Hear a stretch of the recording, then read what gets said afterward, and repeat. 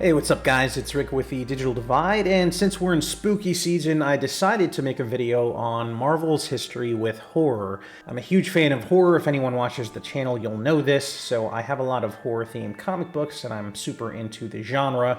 So to get started, we need to travel all the way back to 1952. This is when Journey into Mystery and Uncanny Tales came out. Both of these are considered Marvel's earliest and first horror-themed comic books. They were actually published under the comic book branding of Atlas, which later became part of Marvel Comics, and these are the oldest comic books that you can call horror that now belong to Marvel. And again, Journey into Mystery as a series did begin as a horror-themed comic book under Atlas, but when it transitioned to Marvel, that changed. Specifically with Journey into Mystery number 83, which is the first appearance of Thor in Marvel comic books.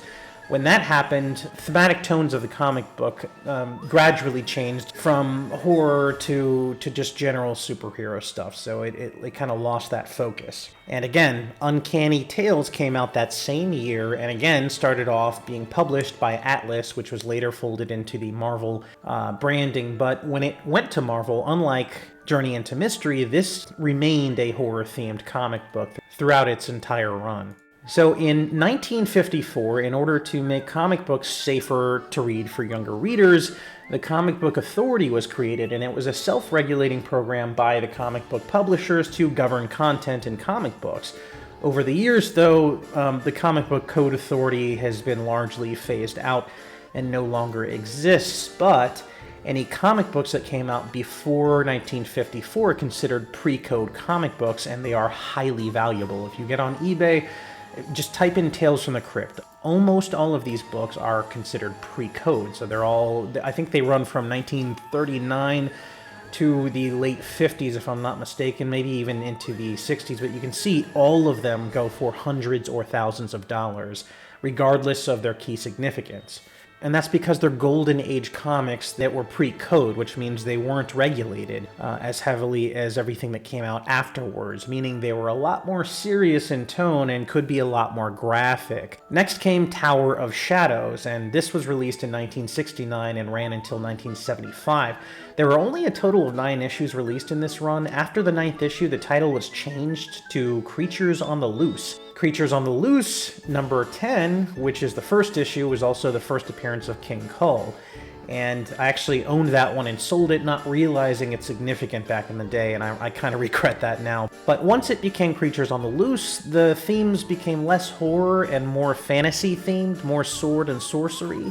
And again, also released in 1969 was Chamber of Darkness, and this ran until 1974 and had a total of 8 issues. After the 8th issue, the title changed to Monsters on the Prowl, and the comic book became almost exclusively a reprint book. So both Chamber of Darkness and Tower of Shadows both released at the same time, and they were considered sister titles. Tower and Shadows focused on original horror-themed stories, whereas Chamber of Darkness mostly consisted of reprints from earlier Marvel horror books, specifically after issue number 8. So both of those comics were hosted by a character called the Digger, or the Gravedigger, and he would provide a panel or two of introductory material leading into and usually closing out the story itself. The Digger appeared sporadically throughout the 9-issue run of Tower of Shadows, as well as the 8-issue run of Chamber of Darkness. The character was created in 1969, and although the details are kind of hit or miss, the credit for his creation mostly goes to Jim Steranko, who was a graphic artist and writer for Marvel back in the day. As I mentioned before, he was created to be kind of like a host to both of these comics, very much in the vein of Tales from the Crypt. They were going for that inspiration from the Golden Age horror books, and they wanted to take advantage of the recent resurgence of its popularity. So the character of the Digger is really messed up. His real name is Roderick Krupp. He's a serial killer who buries his victims alive while telling them macabre stories, and he became known as the Digger. He lives in a decrepit Los Angeles mansion known as the Tower of Shadows, and was eventually contacted later on by a vigilante named Shroud, and he was recruited in the supervillain group known as the Night Shift. As far as powers are concerned, the Digger has a slightly superhuman level of strength and excellent regeneration, and also feels little to no pain whatsoever. Now, both of the comic books that the Digger hosted were created to combat with DC. At the time, DC had the House of Mystery as well as the House of Secrets, and both of those were incredibly popular, and Marvel wanted to try and compete. Next came Chamber of Chills, and this was another Marvel horror series that ran from 1972 to 1976. Now, this is completely unrelated to the original Chamber of Chills, which was a 10-cent horror anthology series that was published bi-monthly by Harvey Publications, and that series ran for 26 issues and is excellent. I highly recommend that if you can afford it and find a copy. So lastly, we have The Crypt of Shadows and The Vault of Evil. These both came out around the same time in 1973 and roughly ran until 1975.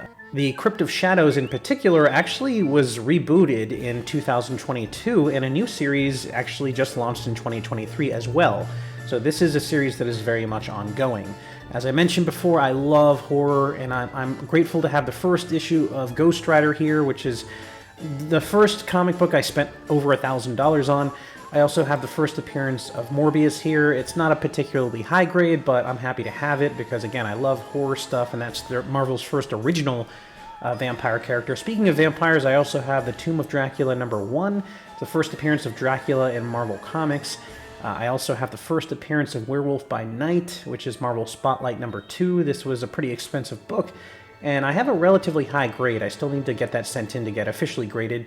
I also have Giant-Sized Creatures here, which is the first appearance of Tigra. I've covered her on a different video. And then I have a bunch of loose comics. Whenever I find these, I always pick them up, even if they're in rough condition, just because I love them. And I love Marvel's history in general, specifically horror stuff. And I'm excited about Marvel's future. With the introduction of Werewolf by Night last year, we got introduced to the Bloodstone family, which is very much horror-oriented. And we also got introduced to Man-Thing, which is another horror-oriented creature. So I'm hopeful that we will soon get a Midnight Suns run. They just need to introduce Ghost Rider and Blade. We know Blade's coming up, and Marvel has been really pushing Midnight Suns with the introduction of a new video game as well as a new comic book series. And again, we know Blade is coming in about a year or so. Let me know in the comments below what your thoughts are on the future of Marvel and if you're digging their darker side here. As always, thanks for watching.